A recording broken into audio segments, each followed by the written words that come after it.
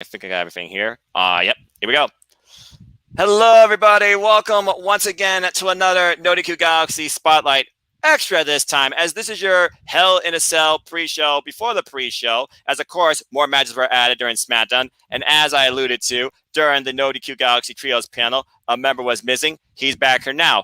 Hardworking man, he's got a work shift ahead of him, but we're here to have a light, engaging conversation and give you our thoughts and our takeaways on Hell in a Cell, now in full 2. Please welcome, of course, Christopher Rotz. Chris, how are you? And are you looking forward to tonight's pay-per-view? Hello, everybody. I am doing good. I am so pumped for Hell in a Cell tonight. This is the final one before we get back to normal with the fans coming back. I am happy for next month. Final pay-per-view in the Thunderdome. This is going to be a good show tonight. Yeah, despite the fact we got 80% of rematches, I feel like they're going to try and give us something to close out the Thunderdome era of pay-per-views that might be memorable, especially with the next one being Money in the Bank, first one with fans. So before we get into the nice conversation, I want to get a quick thought from you. What has been your thoughts of this Thunderdome era of WWE? Where would you say has been its strongest pay-per-view? Well, the strongest pay-per-view that I have ever watched in the Thunderdome, I'm gonna have to say it has to be the Royal Rumble from this January. It was the strongest I've ever seen it, and it was actually a really good show. They put on the Royal Rumble matches perfectly, safely with the COVID-19 pandemic that was still going on. And I'm going to tell you, they did the Royal Rumble fantastic, and that was the best pay-per-view of the year so far. I must say, this definitely was a very memorable, fun Royal Rumble with Victoria and Edge. And I got to say, I thought both Rumbles, they did the participants justice. They had their moments. Jillian Hall was not missing that voice, but hey, I've heard worse things. And I'm not Simon Cowell, and I'm not going to judge.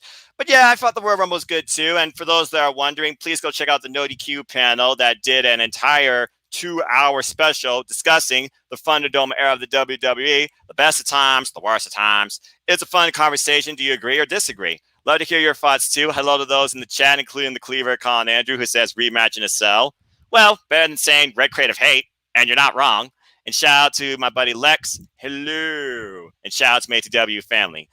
With that being said, NoDQGalaxy, in case you haven't heard already, please come and join the league. The link's in the description down below. Let's have some fun. Invite your friends. Try to make a rival enemy if you want. Challenge Virtue. I dare you. He welcomes all comers. With that being said, let's go ahead and get right into the conversation. As I see right now on my monitor, let's talk about this. Alexa Bliss versus Shayna Baszler. All comes down to the fact that right now, Shayna seems to be having psychological warfare with a doll who apparently is in timeout. Since then, we've seen Pyro. Alexa, stop! Damn it. Stupid Echo Dot. Why do I always fall for that? I'm so glad I got headphones on, but it was about to play some weird song. So, Miss Bliss is apparently taking on Shayna Baszler tonight. As far as we know, this is a standard, straight-up match. It's not cinematics, not in Hell in a Cell. And as far as I'm expecting weird bollyhook, because the last time Bliss was in the ring, we saw her play mind games with Randy Orton and then consume the Fiend. So, Ross, give me your thoughts on this match. I don't know about you, but Alexa Bliss has definitely been one of the strongest character developments since Thunderdome era. But people want to see that Shayna Baszler that just broke people's faces in back at NXT. What do you hope to see from this, and who you think should go over? Well, this is going to be a good match.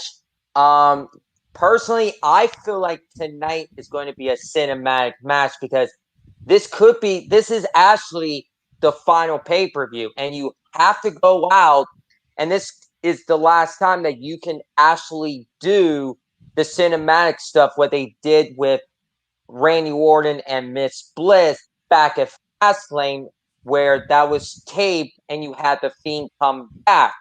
Now tonight is going to be the same thing because I feel Lily, she's going to get involved here tonight and to play the mind games with Shayna Baszler. And I agree with you. Shayna Baszler from the NXT days is dominant.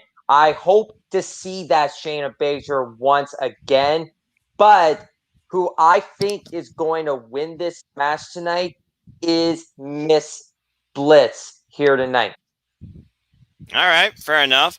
And it just makes me wonder, will we get more hypnosis? Because apparently she can hypnotize Reginald. Will Nia Jax somehow get involved here in exact revenge and help out her friend? Are Nia and Shayna friends? Yet to be determined, I feel like. But I will say, at least they did represent those tag titles across all three brands.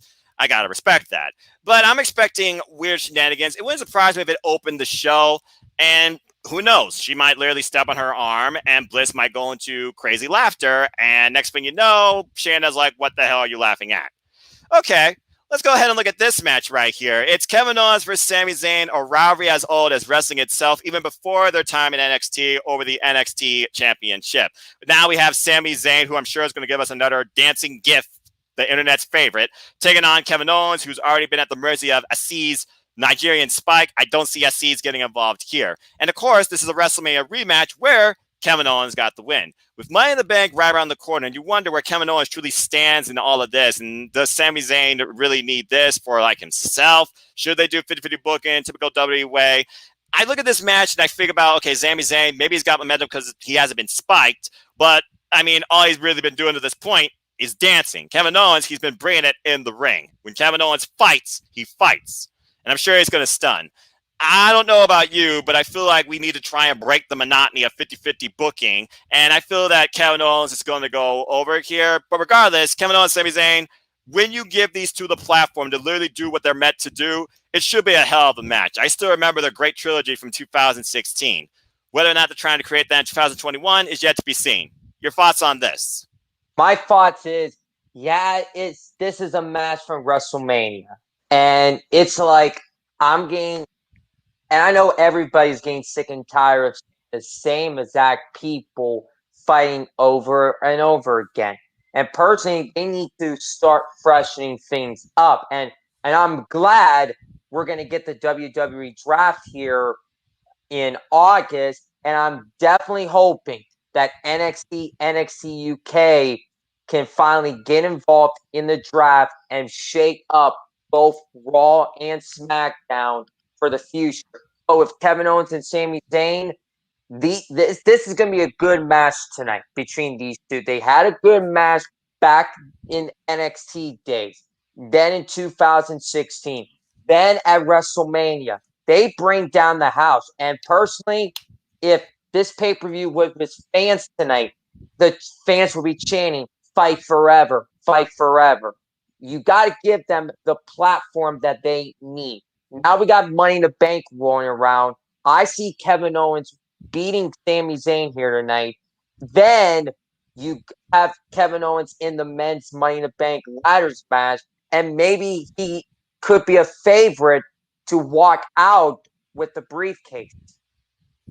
That is one thing that Kevin Owens has yet to do. So you bring up an optimistic point there. Again, you got to imagine whoever wins tonight in all the matches are going to have some sort of, I feel like, expiration in mind for the first pay-per-view with live fans, that being Money in the Bank. Chat, please let us know any questions, thoughts, comments, suggestive ideas for booking, and what you think might happen too. Love to engage and chat with you. This is just a fun open pre-show panel. And again, I encourage you to join the NoDQGalaxy Predictions League too. Let's go ahead and talk about a championship match. As we got Rhea Ripley, finally the inevitable one-on-one is happening. She defends the Raw Women's Championship against the Queen, Charlotte Flair. When it comes to Flair, it's hard to bet against her. She has been that diamond, that standard, in Vince's eyes especially, of the WWE. She's done it all. There's no doubt they're trying to book her to surpass what her father's legacy was, which was 16 championships. Should she win this I believe would be her 13th singles title. People, please correct me if I'm wrong. But when I saw Rhea and Raquel and Bianca come together, it felt like to me we were ushering a new era of juggernauts leading women's professional wrestling in the WWE. I feel like these trio champions for now are going to build themselves in longevity, because right now you need to define these champions with the crowd. We know they can hold themselves up in the ring. We know they look great with a title, but this truly will test, can they connect with us as fans on a larger scale? So in my opinion, that has to be tested before you take the titles off them. I think Rhea, in my opinion, has to retain here. Honestly, I could see Charlotte Flair maybe getting so upset she causes a DQ like she did back when she faced Ronda Rousey at Survivor Series because she couldn't beat her. And again, this is honestly Rhea Ripley's redemption since that loss back at last year's WrestleMania. So this is over a year plus a couple months in the making. Your thoughts on this match and Rhea Ripley as champion? Do you want to continue? Personally, I am all in Ripley. She's the future. Bianca's the future. Raquel's the future. They want to lead the way of the new generation with talent and with the women's wrestling. Women's wrestling is here to stay. And I personally believe that I am getting a little bit sick and tired of Charlotte Flair always getting title shot after title match after title match. It's getting old with Charlotte. She she is like, I don't know. She's like the next Brock Lesnar, always all has to keep on going, going, and going after title shot. There's a lot of women wrestlers out there, but they have to go with Charlotte. That is not right here. And personally, I feel like this is going to be the redo of what happened last year at WrestleMania, where Charlotte took the NXT title off of Rhea because of Rhea. I think it has to do with her passport issue that what happened last year, Right. and that's why they decided let's go with Charlotte to keep the NXT title and let Rhea do what she has to do personally.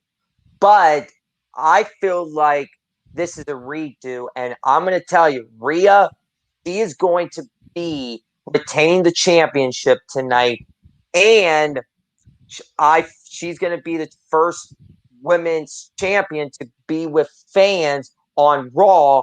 And I have a bold prediction to make on who I believe is going to face Rhea Ripley, possibly at SummerSlam. And I am going to say it, we are going to get the Nightmare versus the Man, Rhea Ripley versus Becky Lynch. Mm. I do like that thought a lot, considering it has been teased that Becky Lynch, of course, was at the Performance Center. She looks incredible, by the way. But also, I've seen shots where she's actually blue stamped. Case in point, SmackDown roster. We'll have to wait and see.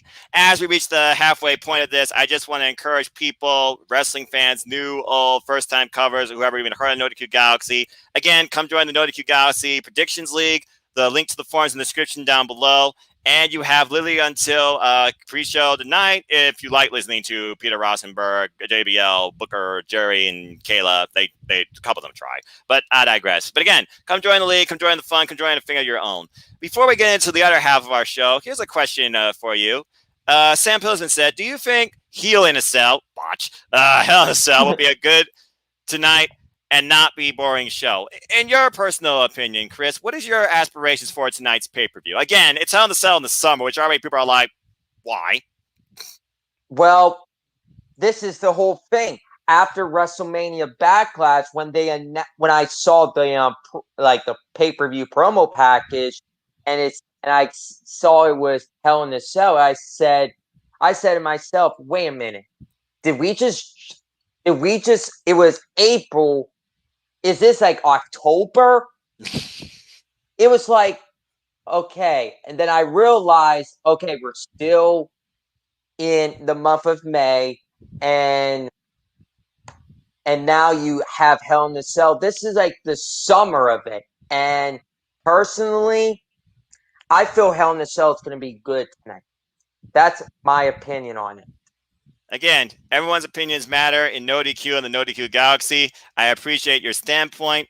Sometimes when you think of high expectations, you might be disappointed. Sometimes when you set your expectations low, it might pleasantly surprise you. It's, again, people will think it's always filler because, again, when it comes to Hell in a Cell, some people think that shouldn't be like a standalone pay-per-view. That should be special attraction, top of a top-tier pay-per-view card, which I can relate to that. But with that being said, I'm sure that everyone here is going to try and, give us something to remember and try to make these matches stand out more than the previous encounters. That's going to be the real testament to everybody on this pay-per-view. Make this match matter more than your last. Case in point, let's talk about this one, as we got not one, but two Hell in a Cell matches made official. Let's talk about this first one, as Bianca Belair once again defends the SmackDown Women's Championship against Bayley, but this time inside Hell in a Cell. when I thought about this, we know how dynamic these two are. Bayley has not really had like the strongest of circumstances since dropping the title, of course, to Sasha Banks. In my opinion, she's kind of been on a bit of a downward or ignored spiral. Bianca Belair, in my opinion, she truly tested herself against the boss at WrestleMania, but I still feel like she has a way to go to truly hold up to what the SmackDown Women's Championship should represent. I think she's a strong leader, but I look at this match tonight, I look at Bayley and her big match experience, and she's been in Hell in a Cell before. Bianca Belair has never been. But I also think about what sort of ways can you get creative with this, and we saw kind of what happened on Friday night as Bayley has been exploiting Bianca Belair's braid. Can she use that to her advantage tonight? Maybe tie her inside the cell and brutalize her in some way. Honestly, it feels like eventually these two keep going. Might be hair versus hair. But give me your thoughts on what you think should happen in this match. And if you think Bayley should win, what sort of strategy should she apply? Well, I feel like this is going to be a good match. Bayley, this is her second Hell in a Cell match. And Bianca, this is her first. Correct. This is her first Hell in a Cell match. And she is defending her title for the first time in Hell in a Cell. And I am happy for Bianca. When we all found out, okay, Roman and Rey Mysterio was going to happen on SmackDown, I was like, they did it because of the ratings, and I know that. But this match here between Bianca and Bayley is going to be a good match tonight.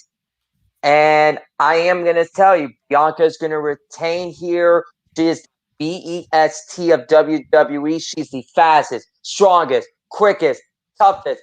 Every EST word out there, Bianca is going to retain here. And I possibly see maybe Money in the Bank. You pick like a random opponent, maybe like a Carmella, maybe a Liv Morgan, or maybe Natalia or Tamina to challenge Bianca for the championship. And at SummerSlam, I feel you give us the WrestleMania rematch between Bianca and Sasha at SummerSlam.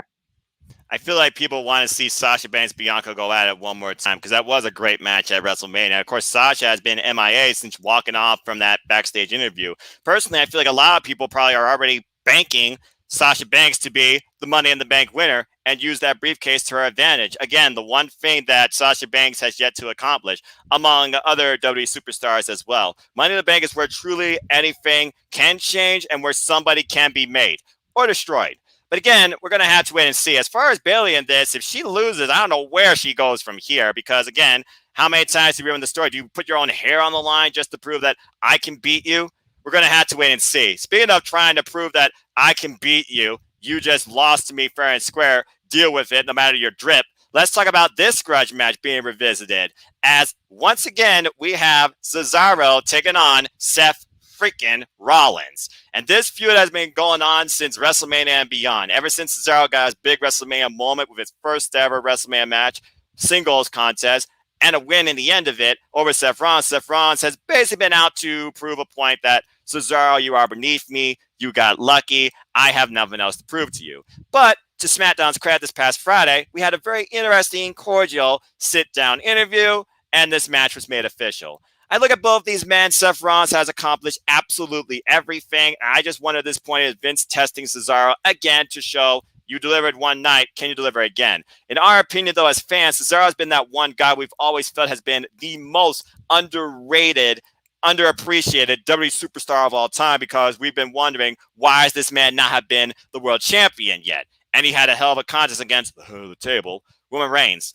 I look at this match, I look at Seth Rollins, I look at the big match experience, but I look at Cesaro, I look at his showmanship, I look at his capabilities, and truly I believe he is the strongest man in the WWE. Personally, I feel like Cesaro needs to win this and move forward, but I can see Seth Rollins trying to drag this out, maybe DQ finish because he can't beat the man, and somehow this can go forward into Money in the Bank. One of these two men might be involved in that match. Seth in defeat, he might go back into Money in the Bank and try and get the briefcase again. But again, with SummerSlam around the corner, anything could change. Give me your thoughts towards this match. Personally, this is another rematch, and this has been going on since WrestleMania.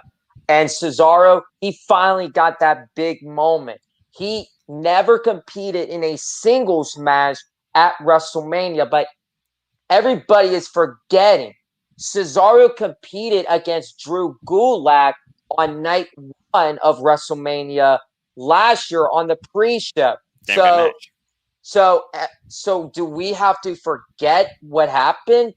No, I still remember that Cesaro took on Drew Gulak, and is that what WWE wants us to forget about? And personally, Cesaro, he had that big moment this year's WrestleMania, and then he took on Roman Reigns, the head of the table at WrestleMania Backlash. That was a great showing, a great match with Roman and Cesaro. I was like on my edge of my seat that night because I thought it was going to happen. I was like saying, "Oh my gosh, is this going to happen? Is Cesaro going to pull off one of the biggest upsets in WWE history?" But he couldn't get the job done. Then Seth Rollins came out to end the show, attacking Cesaro, and that kind of gave my mind to start. Okay, these two are not done. These two are not done yet, and this is their. I feel like Cesaro, he has to win this match, beat Rollins for the third time, and I can see Cesaro in the Money in the Bank ladder match coming up, and maybe he could win it. Because maybe Cesaro could finally be a champion, but Cesaro's got to win here. Yeah, in my opinion, we want Cesaro to surpass what we believe his expectations are. Speaking of surpassing expectations, that leads us literally to the main event, the last match of the show. Also contested in Hell in the Cell. Also a rivalry as old as the pandemic era itself. Also that match where you're like, okay, do we give Drew McIntyre that moment where he comes back in with the fans on top? Or do you give Bobby Lashley that shining moment and set up something super huge for him at SummerSlam? As once again, Drew McIntyre and Bobby Lashley clash for the WWE Championship, but this time inside Hell in a Cell. And should McIntyre lose, he is done with this as long as Lashley is champion. This is all or nothing for the Braveheart man versus the Almighty. Now, in my opinion, Bobby Lashley, Drew McIntyre, they are two great workhorses. They always deliver in the ring. But I think about how this all came to be and how close McIntyre came to winning when we thought he was going to get the title back at WrestleMania. Didn't happen. Some might say literally it was MVP, who is the biggest influence here still to this day. That might have been the difference. But we also saw, of course, back at WrestleMania Backlash, once again, Lashley was able to overcome not only McIntyre, but the odds as Strowman was involved, and Lashley retained. But this is now the third contest, these two going in singles action, second contest between these two in singles action for the WWE title. So with that being said, Chris, what do we do as we head into finally some bit of normalcy and people coming back to the shows? Do we continue the era of the Almighty, or do we once again put McIntyre back on top? Your thoughts on this?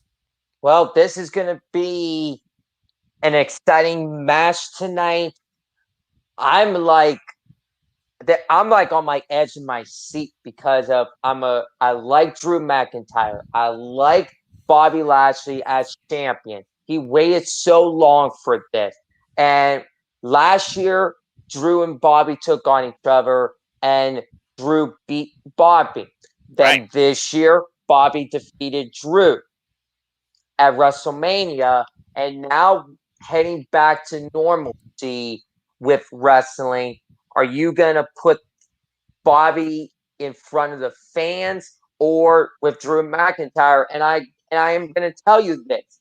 I was hearing like once fans come back, Drew McIntyre wanted to be the first one to walk out with the walk out in front of the fans with the WWE Championship, but that never happened because Nope. Bobby Lashley is the champion, Yep. and that makes me start to think on this match tonight because this is going to main event the show tonight, no matter what. Um, but I do kind of see maybe Drew finally gets that big moment, and this is his last opportunity to challenge for the WWE Championship. Yep. So if you want fans to come back you have to put a big guy in like Drew McIntyre. He could be the first one on the first Raw after Money in the Bank to come out to the fans as champion. But I have a gut feeling they're going to keep the champion on Bobby Lashley. I love what they're doing with Bobby Lashley. And personally, he's doing a good job.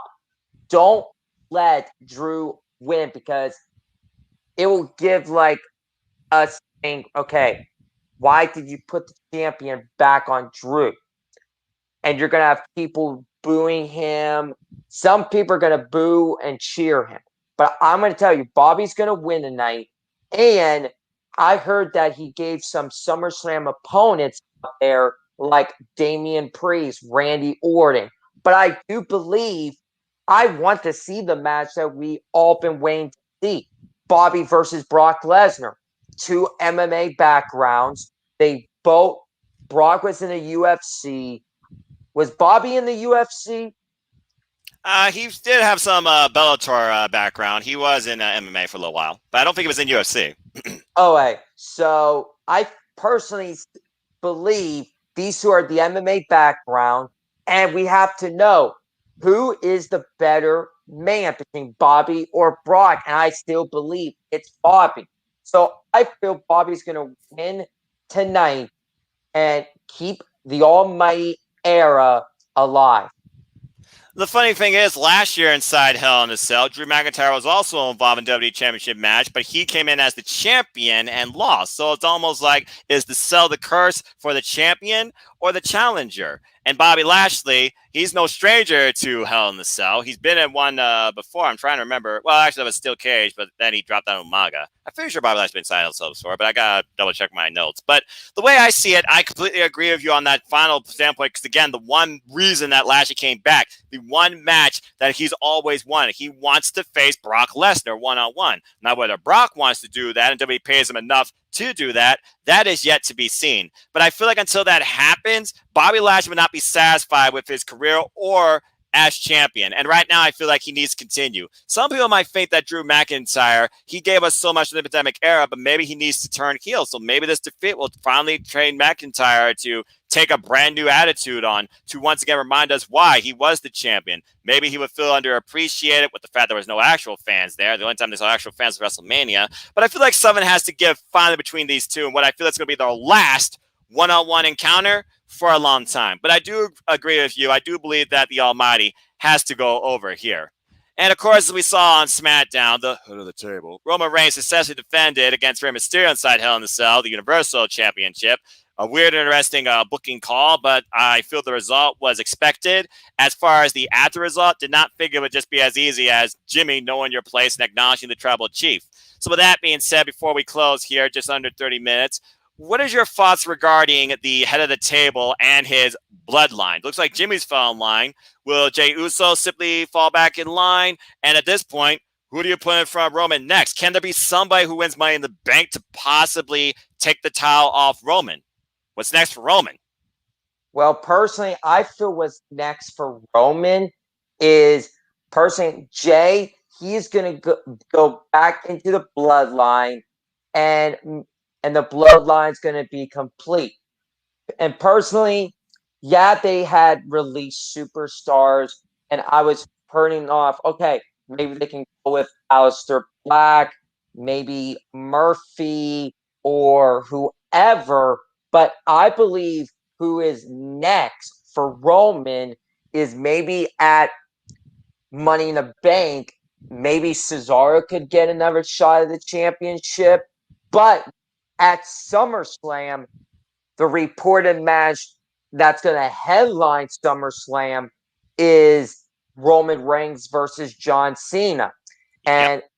And that's going to happen where John Cena is going to come out on the first SmackDown with fans to start the build towards Roman and John Cena for SummerSlam. But I feel like I want to see the Battle of the Spears. Roman Reigns versus Edge or Bill Goldberg. I could definitely see them pulling a Bill Goldberg because last time we saw Goldberg, he did put over McIntyre. Would he put over Roman, or would they finally have Goldberg beat Roman? And what would the WWE Universe appreciate more? Again, Roman Reigns has definitely been the strongest, most defined thing out of the entire pandemic era, top to bottom, period. And now we're going to see for sure how he truly reacts week by week by week to fans. Can he be as polarizing as John Cena was, as John Cena alluded to? Do they have that guy that could be in that top spot to the point now if he returns? Could he return as a heel? Because according to Chris Bentley interview, that's the whole reason why he never turned heel. They didn't have that counter measurement. If you're going to have a top heel, you got to have a top babyface to go after it. There's a reason why babyface John Cena went after every heel imaginable, including but not limited to Edge, Shawn Michaels, Wade Barrett, and the entire Nexus, AJ Styles and the club. The list goes on and on and on. Case in point, he's a 16-time world champion. And will he surpass Ric Flair and eventually get that 17th title? Only time will tell. The bottom line is this. Yes, this is rematch mania. Yes, some people call it the red creative hate. Yes, your aspirations might be low, but it still should be some pretty good wrestling. And who knows, something might surprise us. There's that suspension of disbelief because WWE truly tries to do anything. And whether you like it or not, it's all up to your own personal opinion and interpretation. But I think I will at least check it out tonight because we will see what happens. And I am curious on, a couple of these matches. Can they surprise me? Can somebody show up? And who's going to fall off the cell this time? Is it going to be McIntyre again like last year? Or are they even going to have a cell drop-off bump spot this year? Is that necessary? We'll have to wait and see. But with that being said, folks, that includes this pre-show. Not brought to you by Capital One. Not brought to you by Peter Rosenberg, JBL, Booker, Jerry, and Kayla. But two simple wrestling fans on behalf of the NoDQGalaxy as part of the NoDQ family. Support NoDQ.com. Let your opinions be known. Come and join the Predictions League. You have until the pre-show itself to join in the fun. The link's in the description down below and scrolling across the ticker here. Shout out to all 22-plus people so far that are in it. And as I look over the leaderboard, things are very close in the top 10, as we, of course, have right now the analyst, Michael Wayne, last year's inaugural winner in the #1 spot. And you, sir, Mr. Christopher Rotz, you're literally 1 point behind him in #2. Following that, of course, is Charlene, Chaz Rotz, my friend Megan Chiba. Shout out to the W family on Twitter. Michael Gonzalez, Ashley Reynolds, Adrian Hennigan, Greg, Jeff Chadwick, TJS, Lex Valencio, Mr. Tito, Keenan Andre, Mark Griffith, and Richard Morales, and Paul Mead, and Josh Mansfield. Just name about your top 15, because I track everybody. And again, it's all about fun. It's all about wrestling at the end of the day. So come join in the fun, folks. Let your opinions be challenged by your friends, rivals, make some new ones too. Let your opinions be heard. And if you want to be part of this fun, simple platform, reach out to me on Twitter. If you're camera shy, I get that too. I just appreciate your vocal points and opinions, so feel free to join me. Well, it might not be one of these days, I might do. But until next time, that concludes this short video. So, Chris, again, good luck tonight. Always a pleasure. I'm glad to do this with you, whether it's with others or one-on-one. We'll definitely see how Money in the Bank falls out, because, again, I'll be in Nashville for reasons. But is there anywhere people can connect with you on wrestling, and where can people follow you and find you? Well, I want to thank you guys for allowing me to be here today. I want to give a shout out to Jeff Meacham. Go and support him. He's going to be doing the Hell in the Cell watch along tonight. So everybody, go to Jeff Meacham Network and watch the watch along to Hell in the Cell. If you don't want to listen to Booker T and all the other people, go listen to Jeff Meacham. He's the best, and he'll talk to you about anything. So go watch that tonight. Where people can connect me with is my Instagram, C_Roth3. You could follow me on Twitter at Roth24. My Snapchat, C_Roth17. My TikTok, Rots_2423. Yes, you are laughing because of TikTok, the case Karrion Kross. And that's where, and you can also follow me on Facebook. I'm in the MCL. Is it the MLP? Whatever. MCLP. MCLP. You got it. Whatever it is, with Jeff Chadwick and all the other people. Thank you, Jeff Chadwick, for allowing me to be on with you. I'm looking forward to doing a video with you for Money in the Bank. And I'm glad that I'm here to give everybody some positive feedback and vibe about wrestling. And hey, we all wrestling fans, and what happens in tonight and future pay-per-views, win or lose, we are still one big happy family. And that is all I gotta say. Amen, brother. Some people would say dysfunctional because, again, family. That's just a fact of life. but I digress. Always a pleasure, sir. Again, people, come join us in the NoDQGalaxy. Your opinions matter. Everybody is an equal. Support one another. Respect each other. If you want to know more about me, know this. I'm just a simple man and a lifelong fan of wrestling. So follow me on Twitter and Foster1916 for all positive wrestling thoughts, takeaways in my own analytical commentary, honest way, and some positive reprieve in your day. Also, of course, tracking the NoDQGalaxy and Team NoDQ Predictions League. Aaron Riff, I'm coming for that #1 spot. And Caitlin, I'm going to beat you. All honesty, though. And also, once a positive free, follow me on Instagram and Foster1916. Keep following this simple YouTube channel here, youtube.com/C/NoFoster210 for all things wrestling. And shout out to my WWE family on Twitter. There'll be future podcasts, reviews, prediction panels, and more, too. Out of nowhere until I can figure out like a timely schedule between work and life. So stay tuned. As I said before, next month I will be going live to Slammiversary and the Impact Wrestling taping following that. So we'll see how Money in the Bank plays out, but definitely stay tuned for some live videos from my hotel room in Nashville, Tennessee in July. That should be fun too. As always, I like to close. There are no winners, there are no losers, there are no betters. They're just fans with opinions for this passion we all share. At the end of the day, folks, support one another and respect each other. And just enjoy life and enjoy wrestling. Simple as that. With that being said, thank you again for tuning in. Please like, share, subscribe, comment, tell a friend. Hit the bell notice for videos live on this channel. Hit the subscribe button. Help me keep growing this channel. Shout out to all 205 viewers with me. Let's find you to a creator's journey. It's not going to be up anytime soon. I might try and drop by the Jeff Meacham watch along, but I highly encourage you all to join in the fun and be part of that too. And follow all my friends and affiliates, Team NoDQ and beyond too. For NoDQGalaxy member Christopher Ross, and again, Galaxy, this is your platform. You want to be a part of this? Simply message me. Tell me you're a wrestling fan. Let's get your voice out here, if nothing else. I am the simple man of NoDQ. My name is Noah Foster. Thanks again for tuning in. And as always, take care, enjoy life. Tomorrow's never guaranteed. Treasure families and enjoy wrestling. And just have some fun tonight in Hell in a Cell. Who knows? Coming out of hell, there might be some peace with it too. I don't know if we'll take it straight to heaven, but we can hope for better things going forward for the WWE. All of us can. Take care, folks. And again, be smart, be safe, be polite. Have a good night.